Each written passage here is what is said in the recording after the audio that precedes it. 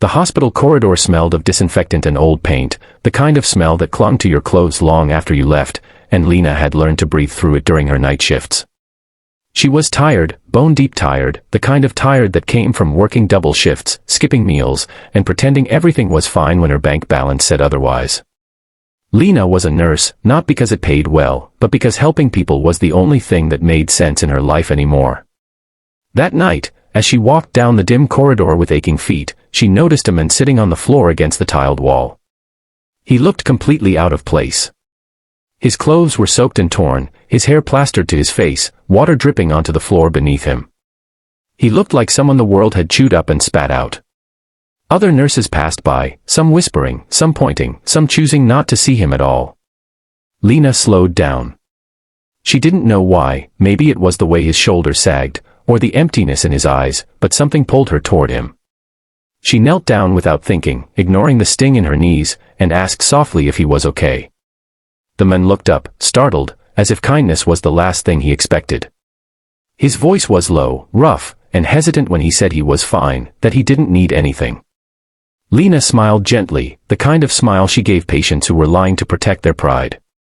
She took a towel from the supply cart and held it out to him. "You're freezing," she said. "At least dry off." He hesitated, then took it, his fingers brushing hers for a second. That small contact sent a strange shiver through him, not from the cold, but from the warmth of being treated like a human being again. He introduced himself simply as Adam. No last name. No story. Just a tired man in rags. Lena didn't press him. She sat beside him, even though she knew she'd probably get scolded for wasting time. He told her he'd lost everything, his job, his home, his sense of direction. He spoke carefully, as if every word cost him something. Lena listened, really listened, nodding, offering quiet encouragement.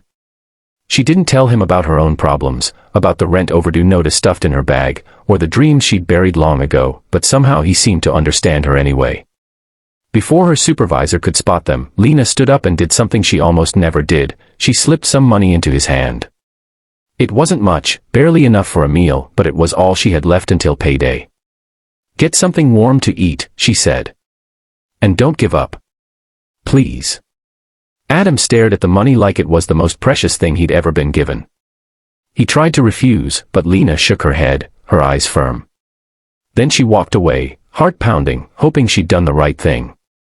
What Lena didn't know was that Adam was actually Adrian Wolf, a billionaire CEO who had deliberately disappeared for a week, dressing like a homeless man to see the world without filters, to understand how people treated you when you had nothing to offer. He had been ignored, insulted, even kicked out of places, until that moment in the hospital hallway. Lena's kindness shattered something inside him and rebuilt it at the same time. He didn't sleep that night. He couldn't stop thinking about her tired eyes, her gentle voice, the way she gave without expecting anything in return. Days passed. Lena went back to her routine, convinced she'd never see that man again. Then one afternoon, as she finished her shift, the hospital entrance filled with quiet excitement. A line of luxury cars pulled up. Security, flowers, whispers. Lena stepped outside, confused, still in her plain uniform. And then she saw him. Adrian stepped out of the car, wearing a perfectly tailored suit, confident, composed, unrecognizable from the men in rags, except for his eyes. Those eyes found her instantly. He walked straight toward her, ignoring everyone else, and stopped a few feet away. Lena's heart raced as recognition hit her like a wave. Before she could speak, he knelt down on one knee, right there on the hospital steps, holding out a ring that sparkled in the sunlight. He told her the truth, about who he was, why he'd been disguised, and how her kindness had changed him more than all his money ever had.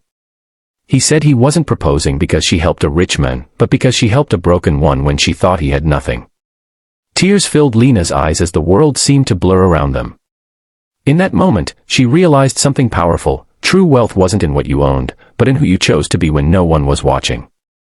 And as the crowd held its breath, Adrian asked the question that would change both their lives forever.